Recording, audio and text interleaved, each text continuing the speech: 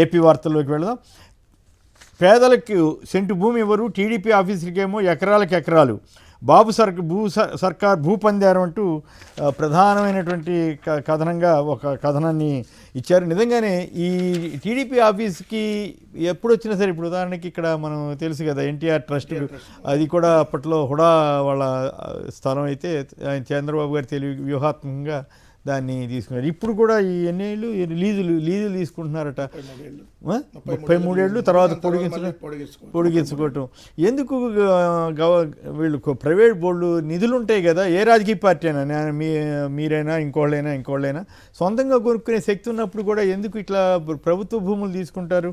పేదలకేమో ఇళ్ల స్థలాలు లేవంటారు, పార్టీ ఆఫీసులకి ఎందుకు ఇట్లా ఇస్తున్నారు?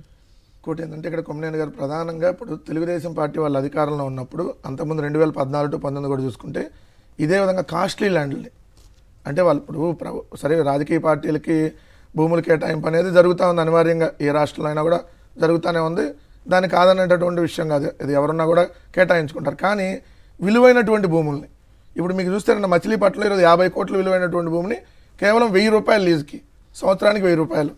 సో అలానే మీరు చూస్తే తిరుపతిలో 60 కోట్ల రూపాయలు విలువైనటువంటి భూమిని, అంటే ఒక ప్రైమ్ ఏరియాలో నిజంగా ప్రభుత్వ భూమిని వేరే అవసరాలకు కానీ వాడితే కమర్షియల్ యూసేజ్కి ప్రభుత్వానికి ఆదాయం వస్తుంది కదా.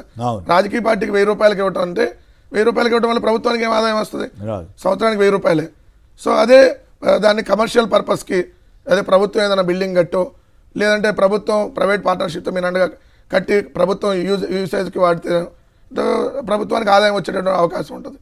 సో దాని కాకుండా చంద్రబాబు నాయుడు గారు మీరు చూడప్పుడు మంగళగిరిలో రోడ్డు అమ్మటం మీకు వెళ్తున్నప్పుడు ఉంది, అది 3.5 ఎకరాలు, అది కూడా అంతకుముందు చాలా అనేక వివాదాలు కూడా దాని మీద వచ్చినాయి. సో వీళ్ళకి అలవాటు ఉన్నప్పుడు వీళ్ళకి ఏంటంటే అంత పెద్ద పెద్ద ఆఫీసులు కట్టుకోవడానికి తెలుగుదేశం డబ్బులు ఉన్నాయి, మెడికల్ కాలేజీలు కట్టడానికి ప్రభుత్వం దగ్గర డబ్బులు లేవు. ఇప్పుడు తెలుగుదేశం వాళ్ళకేమో ఫుల్ డబ్బులు ఉన్నాయి కట్టడానికి, చంద్రబాబు నాయుడు గారు ఎందుకంటే కాస్ట్లీ ముఖ్యమంత్రి కదా, ఈ దేశంలోనే అత్యంత ధనిక సీఎం చంద్రబాబు నాయుడు గారు. సో మరి ఆ ధనిక సీఎం కాబట్టి మరి వాళ్ళ ఆఫీసులు కూడా అలానే రిచ్గా ఉండాలి కదా. సో రిచ్గా కట్టుకోండి కాదంట్లా, మళ్ళీ పక్కన మీద విమర్శలు చేస్తారు. ఏది ఇప్పుడు తెలుగుదేశం ఆఫీసులో ఏదో చిన్న బస్ స్టాండ్ ఎదురుగా ఉన్న చిన్న హోటల్ లాగా ఉన్నట్టుగా చెబుతారు. అదే వైఎస్ఆర్ కాంగ్రెస్ పార్టీ వాళ్ళు ఒక చిన్న ఆఫీస్ ఏదైనా కడితే అమ్మ ఈ ప్యాలెస్ లాగా కట్టారని మళ్ళీ వీళ్ళే విమర్శ చేస్తారు. ఇప్పుడు జనసేన వాళ్ళని కూడా పెట్టుకోమన్నారంట కదా, జనసేన వాళ్ళు కందులు దుర్గేష్ అడిగాడు, సో అడిగితే ఇస్తామని చెప్పారంట. సో ఏంటంటే అని మళ్ళీ మేము ఇన్ని సంవత్సరాలు అధికారంలో ఉన్నా కూడా ఇంకా ఆఫీసులు పూర్తి చేసుకోలేదు అంటే ఇప్పుడు జిల్లాలు పెరిగినాయి కదా. సో తెలుగుదేశానికి అన్ని చోట్ల ఉన్నాయి. సో ఇప్పుడు జిల్లాలు పెరిగినప్పుడు ఏంటంటే మళ్ళీ ఆ కొత్త జిల్లాలో ఏర్పాటు చేసుకోవాలి కదా జిల్లా కార్యాలయాలు, దానికి సంబంధించి ఇప్పుడు మచిలీపట్నం, అందుకనే దానికి సంబంధించి ఇప్పుడు తిరుపతిలో ఇంకోటి ఆఫీస్ అంట. సో ఈ ఏడాదిన్నరలో పేదవాళ్ళకి ఇళ్ల స్థలాలు ఏమైనా ఇచ్చారా ఏపీ గవర్నమెంట్? సార్ ఒక్క స్థలం వీళ్ళు ఇచ్చినట్టు చూపించమనండి. ఇంకా ఇప్పుడు కొన్ని చోట్ల నాకు నిన్న వేరే వాళ్ళు ఫోన్ చేసి చెప్తున్నారు, జగన్మోహన్ రెడ్డి గారు అప్పుడు ఏదైతే సెంటున్నర స్థలం ఇచ్చారు కదా, ఏదైతే టౌన్లోనేమో సెంటు, టౌన్లు బయట అంటే గ్రామీణ ప్రాంతాల్లో సెంటున్నర స్థలం ఇచ్చారు కదా, అవి మీరు వెనక్కి ఇచ్చేసేయండి, మేము 3 సెంట్లు స్థలం ఇస్తామని చెప్పి మళ్ళీ అధికారులను కొంతమంది తెలుగుదేశం నాయకులు వెళ్ళి చెబుతున్నారంట. అప్పుడేంటి ఈ ఉన్నదే పోయిద్ది, రేపొద్దున వాళ్ళు ఇచ్చేది ఉండదు. ఇప్పుడు ఆల్రెడీ ఏలూరు జిల్లాలో జరుగుతూ ఉంది చాలా చోట్ల, ఎందుకంటే నాకు కొంతమంది ఫోన్లు చేసుకొని చెప్తా ఉన్నారు. సో ఇది ప్రస్తావించండి, ఇట్లా ఆల్రెడీ వచ్చి లబ్ధిదారులు ఆల్రెడీ వాళ్ళు ఇప్పుడు కొంతమంది ఇళ్ల స్థలాలు తీసుకున్నారు, కొంతమంది కట్టుకున్నారు, కొంతమంది కట్టలేదు.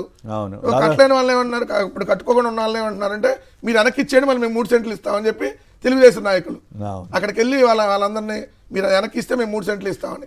వాళ్ళు ఏంది అదేంది వీళ్ళు అసలు ఇస్తారో లేదు తెలియదు, ఉన్నది పోయింది కదా, ఇచ్చింది అనేది వాళ్ళ బాధ. అప్పుడు జగన్ గారి టైంలో స్థలాలు తీసుకుంటే పెద్ద స్కామ్ అయిదని విపరీతంగా దుష్ప్రచారం చేశారు. అసలు వాళ్ళు అట్లాగే ఇల్లు కట్టిస్తే దాని మీద ఇప్పుడు మేమే కట్టించామని చెప్పబోతున్నారు. జగన్మోహన్ రెడ్డి గారు 31,50,000 మందికి ఇళ్ల పట్టాలు ఇచ్చి ఇల్లు కట్టించేటటువంటి కార్యక్రమంలో 22 లక్షల ఇల్లు నిర్మాణాలను స్టార్ట్ చేస్తున్నారు. దాంట్లో 10 లక్షల ఇల్లు ఆల్రెడీ పూర్తయినాయి, 10 లక్షల ఇల్లు పూర్తయినాయి, మిగిలిన కూడా పూర్తి అవుతా ఉన్నాయి. అటు మీరు చూసారు కదా సార్, దాని కోర్టులకు వెళ్ళి అసలు ఇళ్ల పట్టాలు ఇవ్వకూడదు, వాళ్ళకి పూర్తి హక్కు ఉండకూడదు అని వెళ్ళారు. మళ్ళీ ఇప్పుడు అమరావతిలో అయితే ఇళ్ల స్థలాల మీద వెళ్తే జగన్ గారు మళ్ళీ సుప్రీంకోర్టు దాకా వెళ్ళారు, ఇళ్ల స్థలాలు ఇచ్చేశారు, మళ్ళీ ఇల్లు కట్టుకోకూడదని మళ్ళీ వెళ్ళారు కోర్టుకి. అప్పుడు ఇప్పుడు వీళ్ళు వచ్చినా వెనక్కి తీసుకున్నారు. మేము ఉన్నప్పుడు ఇల్లు కట్టేటటువంటి కార్యక్రమాన్ని కూడా ఫుల్ స్టాప్ చేయించారు కోర్టుకి వెళ్ళి చేయించి ఇప్పుడు ఆ ఇళ్ల స్థలాలను కూడా మళ్ళీ వెనక్కి తీసుకున్నారు. 50,000 మంది 50,000 కుటుంబాలకు సంబంధించినటువంటిది. సో ఇప్పుడు వీళ్ళు ఏంటంటే వీళ్ళు ఆఫీసులు కట్టుకోండి, పేదలకు కూడా అలానే కట్టించండి, పేదలకేమో ఉండొద్దు అంటారు, వీళ్ళ ఆఫీసులు ఏమో బ్రహ్మాండం కట్టుకుంటారు, మళ్ళీ పక్కన మీద విమర్శలు చేస్తారు. ఎన్ని రకాలు ఉంటాయి వీళ్ళ దగ్గర. రైట్. తిలక్ గారు చెప్పండి, టీడీపీకి సంబంధించి నిన్న క్యాబినెట్లో అదొక కీలకమైనటువంటి అంశంగా ఉన్నట్లుంది. ఈ పార్టీ ఆఫీసులకి మళ్ళీ స్థలాలంటే మొత్తం విస్తారంగా అన్ని జిల్లాల్లోనూ ఏర్పాట్లు చేసుకున్నట్ల మెల్లమెల్లగా అక్కడి నుంచి నియోజకవర్గ కేంద్రం ఇట్లా వెళ్తారేమో బహుశా. నమస్కారం కేఎస్ఆర్ గారు. నమస్కారం సార్. ఇప్పుడు పార్టీ ఆఫీసులకి స్థలం కేటాయించడం అనేది జీవోలో మాత్రం చాలా చక్కగా ఉంటుంది. అన్ని పార్టీలకి అలాట్మెంట్ ఉన్నట్టుగా, ఇది అధికార పార్టీకి ఎక్కువ అన్నట్టుగా ఉంటుంది దాంట్లో. అయితే అలాట్మెంట్స్ వచ్చేవాడికి ఈ విషయంలో వైఎస్ఆర్ కాంగ్రెస్ పార్టీ వాళ్ళని చూసి జారిపడాలి. వాడు అన్ని జిల్లాల్లో కేటాయించుకోలేరు, సెంట్రల్ ఆఫీస్కి సరిగా చేసుకోలేకపోయారు. తెలుగుదేశం వాళ్ళు మాత్రం నిర్మోహమాటంగా డొంక రోడ్లలో కూడా ఆక్రమించి ప్రధాన కార్యాలయం కడతారు. వేరే ఎవడన్నా గుడిసి వేసుకుంటే మాత్రం ఆక్రమణ తొలగిస్తున్నామంటారు. మరి ఆ తెలుగుదేశం ప్రధాన కార్యాలయం ఆక్రమణ ఎందుకు తొలగించరు? కృష్ణానది మధ్యలో చంద్రబాబు నాయుడు ఇల్లు కడితే ఆక్రమణ ఎందుకు తొలగించరు? మళ్ళీ ఇవన్నీ ఏంటంటే వాళ్ళకి అధికారం చేతిలో ఉంది. ఎవరు ఏమన్నా అనుకోనివ్వండి, మేము సిగ్గుపడం, ఏం వెనకడుగు వేయం, మా స్థలాలు మేము కోట్ల రూపాయల స్థలాలు మేము కేటాయించుకుంటాం అనే ధోరణిలో వెళుతున్నారు. ఇదే కాదు, ఇప్పుడు ఇది బహిరంగంగా కనపడుతుంది వాళ్ళ పార్టీకి కేటాయించినట్టు.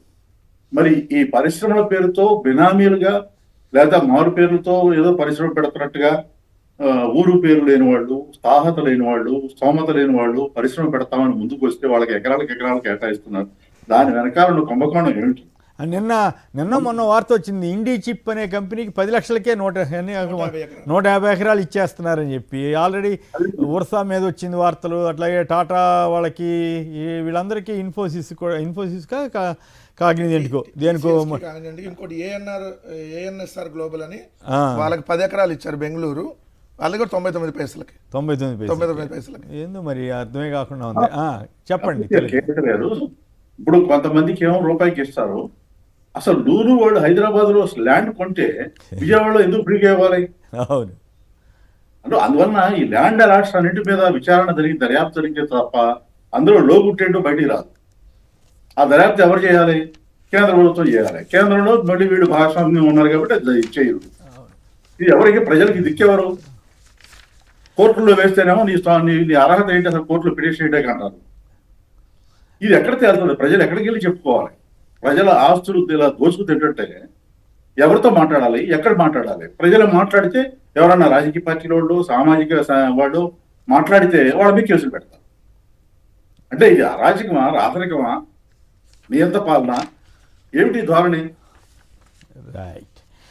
అసలండి పోలీస్ వ్యవస్థ ఎంత దారుణంగా ఉంది. సాక్షాత్తు కోర్టే ఏమంది, హైకోర్టు 14 సార్లు కామెంట్ చేయడం కాకుండా పోలీస్ శాఖను మూసేయండి అన్నారు. అలాంటి పరిస్థితికి ఆ వ్యవస్థని, పోలీస్ వ్యవస్థను తీసుకెళ్లి మీరు వ్యవస్థలని కలుషితం చేస్తున్నారు, వైసీపీ వాళ్ళు నాశనం చేశారని మళ్ళీ లోకేష్ గారు నిన్న ఉపన్యాసం చెబుతున్నారు. అక్కడికి వెళ్ళి బీహార్ వెళ్ళి అందువల్ల అలాట్మెంట్స్, ల్యాండ్ అలాట్మెంట్స్ అన్నిటి మీద కూడా దర్యాప్తు జరిగితే తప్ప వాస్తవాలు ఏంటో బయటికి రావు. బయటికి రాదనేది నా అభిప్రాయం. రైట్.